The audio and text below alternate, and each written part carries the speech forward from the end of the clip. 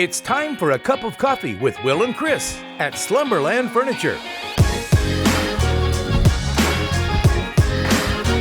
From Slumberland Furniture in Osage Beach, here are your hosts, William Holtz and Chris Schneider.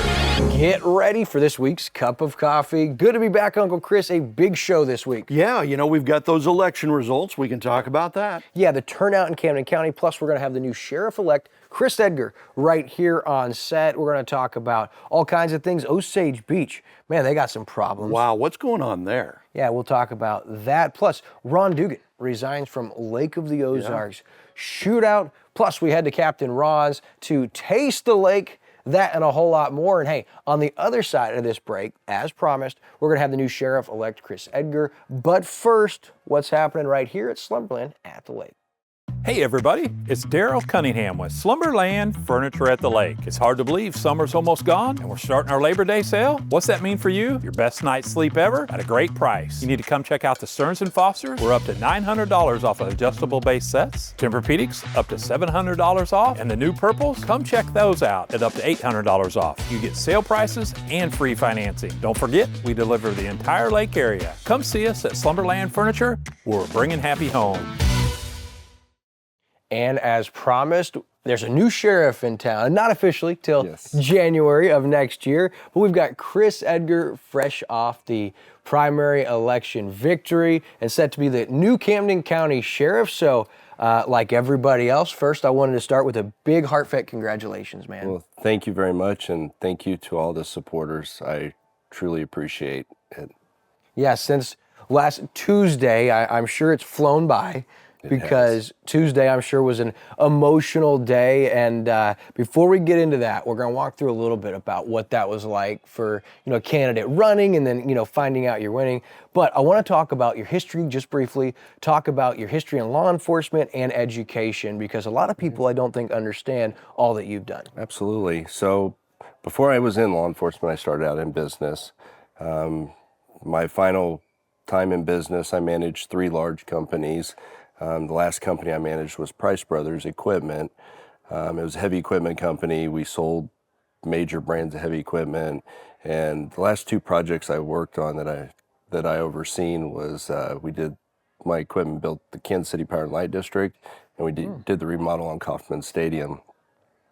That time, I told the wife, I came home and I said, I've got the urge to serve, and I think I'm being called to be a servant. I said initially I grew up in a firefighter home. I served as a firefighter for quite a bit, and I said I feel like I'm being led to this, and luckily she was very supportive.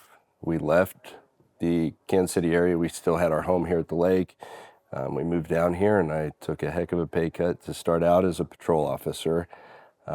Wait, so you had a big business in Kansas City that was working on Kauffman Stadium, Power and Light District, lucrative gigs. I mean, so a booming business. Very, yes. So this must have been spiritual to feel called or led. This wasn't a money thing for you. It was a battle because it was going to be a huge financial adjustment. So, sure. But my faith means a lot to me, and I feel this is where I've been led, and we've been blessed since. So, and I have 0 regrets of it.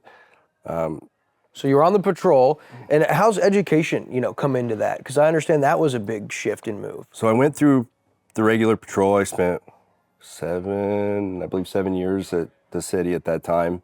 And then I ended up leaving for the prosecutor's office. It was 3 years at the prosecutor's office, where I was chief of operations, chief of investigations. And then Ferguson, Missouri happened. And there was so much anti-police rhetoric that I thought, I need to make an impact. I don't know how. And at that time, the school called me and said, hey, we have a position teaching law enforcement and crime scene investigations at the Lake Kern Technical Center, and we think you would be a perfect fit. Initially, I was like, no, I love what I'm doing. But my wife talked to me, and she goes, Chris, you've followed your heart, you've stayed faithful. Don't you think you're being talked to? Yeah. And I said, I met with a men's group that night, and we talked, and they said, it's time for you to go.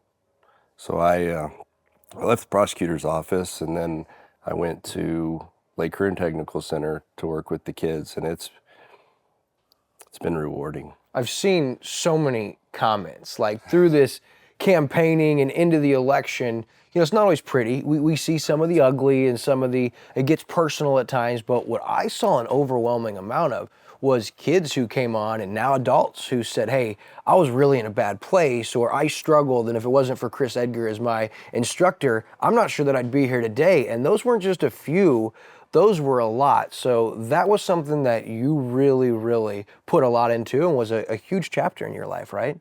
Oh, it was probably one of the most rewarding things I've done. Just being there for the kids, and I think that ties in with the sheriff's office too. I think it's that servant mentality. It's not about you. Sure. It's about you being able to help. And that's always the way I've looked at it. And it was a lot reading those comments. I'm not gonna lie. It meant a lot. And to all the kids that gave that it truly meant a lot. I needed that. Sure. Because campaigns are a lot of work. So a lot of work, a lot of money, a lot of time. Yes. A lot of emotion. All right, so I want to ask, what made you decide to run for Camden County Sheriff? I feel it's calling. I do. I feel that that's where I'm being led right now. There's a need in our community. I feel that there's a disconnect with the sheriff's office and the community right now, and that needs to be mended. And I think I can do that. And that's one thing. Whenever I work on something, I pour my heart into it. And I feel it's important to bring us together, and the sheriff's office needs to be working with our community. Sure. Now, I want to talk about two things. First, after the absentee ballots were in, you were up by 1 vote. So as Tuesday night, let's get to about 7 o'clock, as the results start to roll in and you're sitting there, I'm sure, with your family and your friends, kind of having a watch party. Just walk us through that emotional process that night up until when you found out you had won the primary. So we initially, Amanda and I decided we were just going to stay home. We did a watch party 4 years prior, and it was hard, and I think it was meant to be when I lost 4 years prior, because it was very humbling. Sure. And so I understand where the other candidates, I understand that point where they're at now. But when the first votes started coming in, that first absentee votes, and I was up by 1, I was nervous. But I said, however it plays out, it's God's will. Sure. And I will accept however it goes. And then they started coming in, and the lead started growing, and then I started getting phone calls, and I said, well, it's not over yet. I said, you never know. I had a little bit of a lead, and there was 2 precincts left, and people were calling saying you won. I said, well, let's wait. Let's wait until it's done. Right. And eventually the win, which I know meant so much. So now the job, now you touched on this disconnect, this lack of trust maybe between the community and the Camden County Sheriff's Department. So what are some of the things that you think have led to that, or what are some of the things you can identify that right now you think Camden County Sheriff's Department is lacking in? Communication. Communication is key. You need to be upfront and honest to the people. You know what? If I make a mistake, I'll be the first one to say, hey, you know what? I made a mistake, and here's my plan to fix that. But you can't just, if you make a mistake or if something happens, maybe a deputy does something that they shouldn't have done. You need to be in front of that and being honest with the public, because when you hold off, that seems like you're being dishonest. And then that's when everything goes awry. And I won't have that with my administration. We will be upfront and honest, and I want people to be able to trust myself and the sheriff's office. I think that's a huge, important aspect of that. So. Yeah, and open communication. I know for us on our end, we've always asked for more open communication, more interviews, more things like that. And so glad to hear about that. So I got to ask, what's your first priority come January 2025 when you take office? First priority is going to be setting up the advisory board. I've got it kind of like a 100-day layout. I want to get the advisory board set up. And before I go making huge changes, I want to be able to go in and see what's working. I want to be able to hear what the deputies have to say. Ultimately, they know what the problems are. Yeah. And the dispatchers and the jailers, they all know more than I do and more than even the administration up there. So I want to hear from the people on the ground doing the job. And I mean, I want to take their ideas and build on them. I know that you're not announcing your undersheriff yet, which I think is good. As you said, you want to talk to everybody and hear from that. So just because of time, I want to end with one thing I saw, Election Tuesday, your son Austin, post on Facebook. We see the post right here. The post was unbelievable, but the feedback, what'd that mean to Chris Edgar? It meant the world to me. I was not expecting it. And I can tell you I'm not normally emotional, but that one, it got me. It truly meant a lot, and seeing my son is very important to me. And hearing it from his heart, I had no clue that was going to happen. And seeing that, and that meant the world. And then all the comments coming in, it was a lot to take in. I had to read it in two different sections because I couldn't get through it in one. Well, that is new sheriff-elect, of course, on November 5th. Pat Cochran looks like maybe on the ballot as an independent, but for all intents and purposes, looks like Chris Edgar going to be the new Camden County Sheriff come 25. I want to congratulate you and thank you for your time, and also thank you for the campaign that you ran, the way that you ran it, and the way that you stood back when you could fight back with negativity or nastiness. Because I understand that no candidates called you to concede or congratulate you, but you were prepared to do that. I know Correct. you were. I was. And I want to thank you for the way you ran this campaign, and I think that Camden County voters certainly got it right. Chris Edgar, appreciate your time, man. God bless you, brother. Thank you. Hey, we'll be right back with the rest of this week's Cup of Coffee after this. The largest boating event of the year takes over Lake of the Ozarks once again.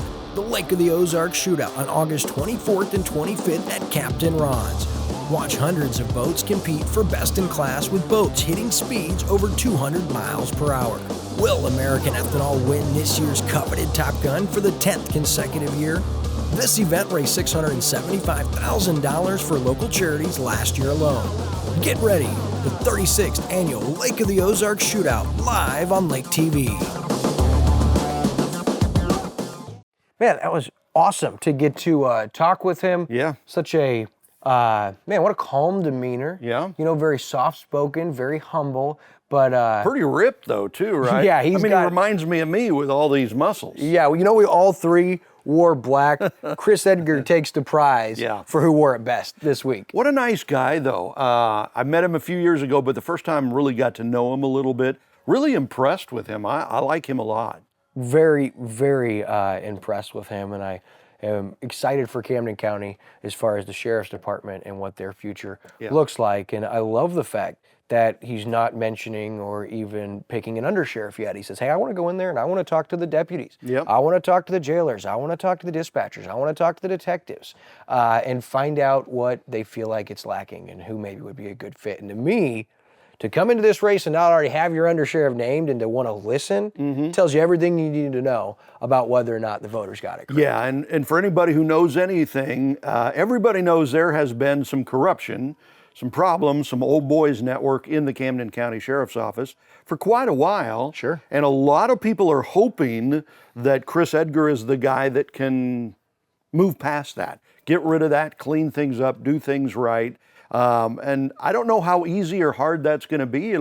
We'll have to keep an eye on that, maybe have him back on, talk, see how things are going and everything, but I was impressed. Yeah, I mean, such a different dynamic in Camden County today as it was 4 years ago when you look at the commissioner's office, you look at the prosecutor's office, and really the lone variable that was out of line or disaligned and wasn't on board with being transparent and was the sheriff's department. Most questions, lack of trust in the community. And so this was the voters' opportunity to turn out and change that. And they did, because Jimmy Brashear is the undersheriff. That would have been the same regime continuing. And although Jimmy finished second respectively, I think the voters wanted new. They said that, and that's what they're going to get. And so we know Chris Edgar was elected. Steve Duggan was elected as the commissioner for the 2nd District in a pretty one-way race. And then Jeff Vernetti just beat Lisa Thomas in a Boy, he landslide. beat her like a drum. That was interesting. That was a dirty race. He beat her like That was a dirty race. A lot of money from lobbyists that came in for Lisa Thomas. And I think the numbers I saw is that she outspent him like 20-1. Yeah. And he still won big. Sure. Wow. It just goes to show how grassroots, feet on the ground, being in the community matter. And then you saw some of the tactics that I think the Lake of the Ozarks community, they're just too smart. You know, they saw right through it, and they know Jeff Vernetti from his years down here and what he's done. So I wanted to look just a little bit about the voter turnout, right? Yeah. We were interested last Tuesday. We didn't have the results. And so for the primary on Tuesday, there were 34,390 registered voters and 10,347 ballots casted, which was just over 30%. And so I look back at the last primary that we had in 2022, and it was 33.89%.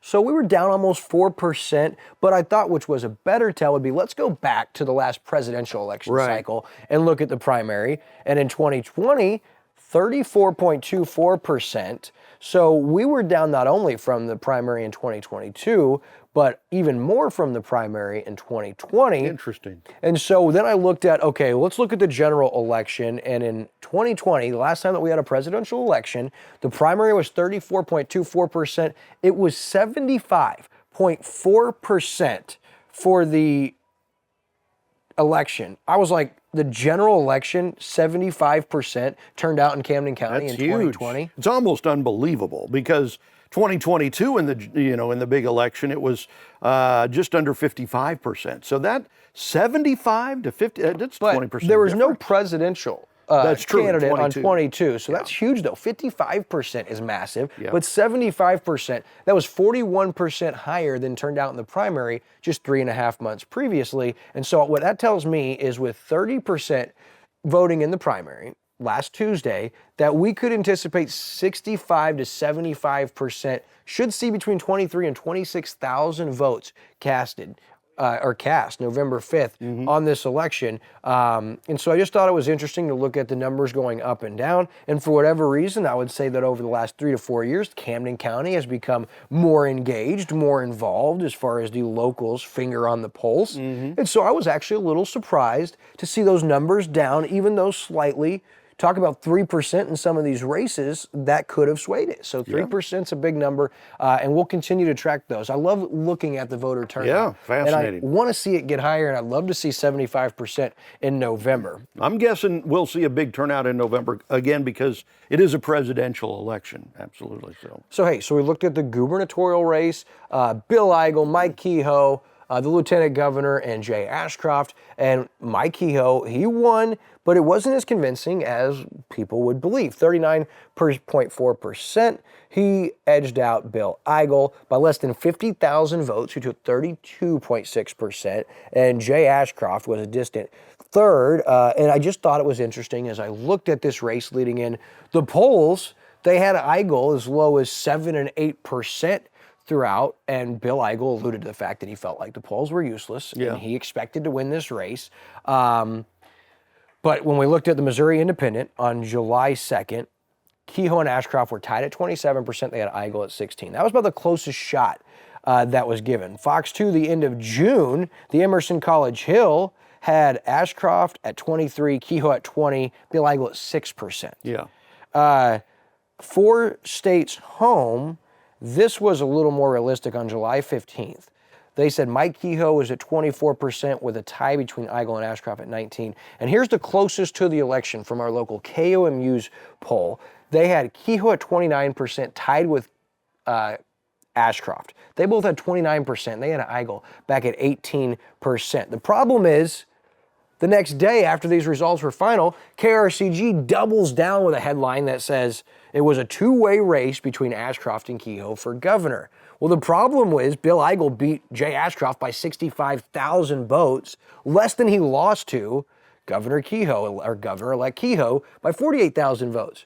Got to look at the campaign dollars because those were a big tell. Kehoe dumped $11 million into this campaign, and I broke down his campaign budget. I could not believe, being in marketing and advertising, right? Thompson Communications, in 15 days from July 1st through July 22nd, 21 days, there were 4 payments totaling $1,033,000 for marketing and advertising from July 1st to July 22nd. Just for Kehoe. Just for Kehoe's campaign. Spent almost $3 million that cycle in advertising, but $1.1 million to one entity in 3 weeks is absurd. How can you spend that much money in advertising in 3 weeks? Can you teach me how? Yeah. Wow, if you got the money, wow, that's a lot So that of was money. crazy, and there were concerns coming about outside interest dumping money late. And then to see that headline after the results are right there in front of your face, it just makes me wonder, or begs the question, what and who was involved in making sure that Mike Kehoe won the primary nomination for the state of Missouri, and why? Because to be quite honest with you, I think it's pretty clear that the institution and whoever was behind that is very, very afraid of Bill Eigel. Yeah, because he's one of those game changers. You know, if a guy like Bill Eigel gets in, he's kind of like Trump in a way. You know, in 2016 when Trump won, he was from the outside. Nobody knew what to do with him. Right. He came in, wanted to change things, clean things up. That's kind of what Eigel wanted to do. And I think you're right. I think the inside system, the old boys network or whatever, they didn't want that. They want to keep things going as normal, right? Well, what an incredible campaign for him to get the results that he did. 227,000 Missourians voted for Bill Eigel. So, and I believe he's still a state senator, right? Yeah. So, but with all of that support, he's going to be a behemoth in the Senate. I mean, he's going to carry a lot of weight in the Senate, hopefully. Sure. All right, so as we move past the election, we've heard from our new sheriff-elect, Chris Edgar. Time to turn our attention to Osage Beach. We talked about the bathroom last week. Well, just days after Osage Beach announced the hiring of Devin Lake on July 18th, the new city administrator, Lake makes her way from Sedalia. Now remember, Gina Woods announced her retirement in March. Her last week was set to be in July. Well, in May of this year, May 22nd, Camdenton City Administrator Jeff Hooker slabbed to take the role vacated by Woods. Well, in June, he redacted his acceptance. Jeff Hooker decided, hey, never mind, I'm going to stay here at Camdenton. That was weird. So ultimately, that's what led to the hiring of Devin Lake. Now, Woods was set to stay through September at that point, but Lake is fulfilling that role as of August. She's now in there, but now Mike Welty, longtime assistant city administrator, is leaving to take the same position with the city of St. Clair. Now, Welty has 20 years of experience with the city of Osage Beach. His final day is set for August 30th. So my question is, after 20 plus years with the city, why did Gina Woods decide to resign? After 10 years with experience in government and set to take the job with Osage Beach, why did Jeff Hooker stay at Camdenton? And now, why did our longest tenured employee with the city of Osage Beach, Mike Welty, why did he not get the position as city administrator? And why is he leaving? Something's going on with the city of Osage Beach, and I'm not exactly sure what. I did call Mayor Michael Harmison and leave a voicemail. No surprise I didn't hear back from him or get an answer. But what's going on with the city of Osage Beach, Uncle Chris? I don't know. That's a good question. I mean, there's a lot going on in there the last couple of years. Well, since Mike Harmison was elected the mayor a couple of years ago, he's been busy. I mean, things have been happening in Osage Beach. Good, sometimes bad. Sometimes we don't know if it's good or bad. But all this stuff is interesting. I don't know. You know, the old saying is where there's smoke, there's fire. There's some smoke here coming out of Osage Beach. Don't know what's causing it. Don't know if it's a fire or, you know, if it's good growth. Don't really know yet. I guess we're going to have to keep an eye on this and try and find out. Well, I didn't get a chance to hear from Mike Welty, but man, he's been there over 20 years. He's beloved by his associates. I mean, I've had great interactions with Mike over the years, and that was surprising. And you think, hey, Gina Wood steps down. What's a constant variable? Welty's been there a lot of that time with her. He'd be the natural. Well, no. So Hooker maybe. Then he decides, no, I'm staying at Camden. That was, to me, that was the really weird one. What, I'm going to go over there. Oops, no, I'm not. I'm going back. He rescinded what was behind it. that? There's a reason why he rescinded it, right? That we don't know about. But long story short, something's going on with the city of Osage Beach, as we're well aware. So as we move forward, hey, inviting you this upcoming Tuesday, let's head out to Shawnee Bluff Winery. We love their Give Back Tuesdays, right? Absolutely. And this Tuesday, they'll be partnering with the Idiots Club on August 20th, the Jesters of Goodwill. Love those guys, yeah.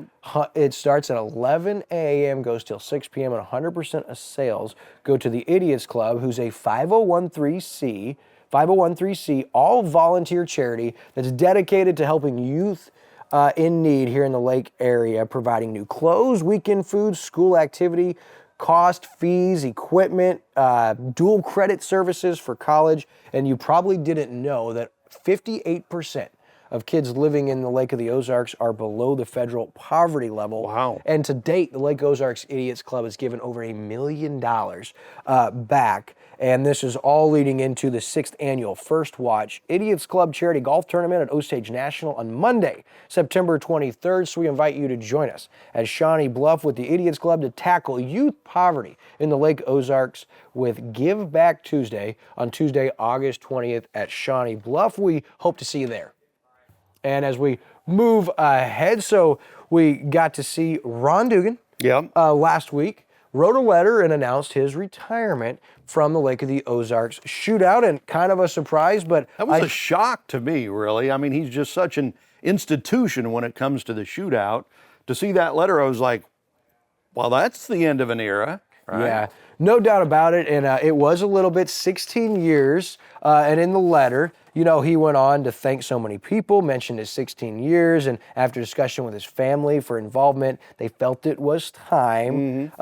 Since it moved to Captain Ron's, they've donated just shy of $4 million to local charities, fire departments. He did mention Kent Morris, and he ended with, to the hundreds and hundreds of volunteers, thank you for making this happen. It would not be what it is today without your help.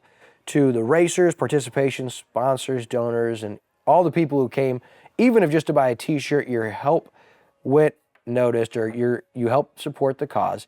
And he wanted to thank you from the bottom of his heart. He went on to say, I just hope that we made an impact for the lake community. And he certainly did, no doubt about it. This is Ron Duggan's baby. A lot of people don't realize this. From late to July through early September, very little sleep, from cutting checks, stuffing volunteer bags, trips to the hospital to check on volunteers or racers, made everyone feel important.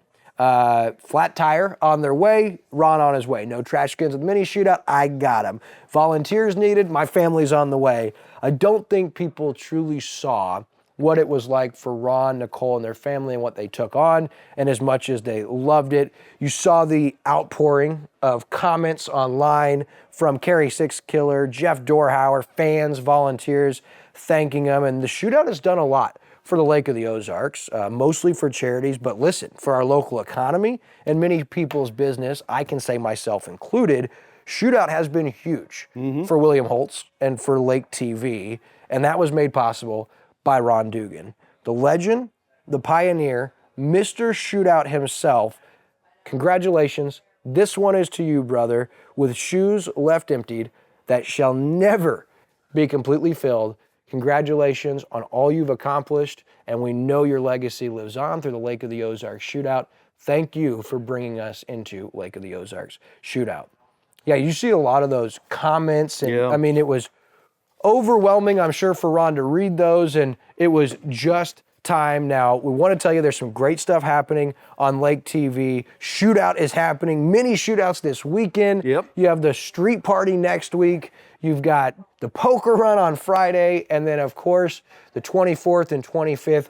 Don't miss the shootout live on Lake TV. And for the first time ever, Of course, on Wednesday the 21st, we'll be live from the street party from 4:30 to 10 as Ray Lee and I get you ready. We recap last year's events, we talk to the racers, the sponsors, and set the stage for what should be a huge Shootout 2024. And listen, there's murmurings that American ethanol is not a sure thing for this year's Top Gun. Really? Not going to say where I heard it, but that's the rumor on the street. Until next week, my friends, God bless and thanks for watching.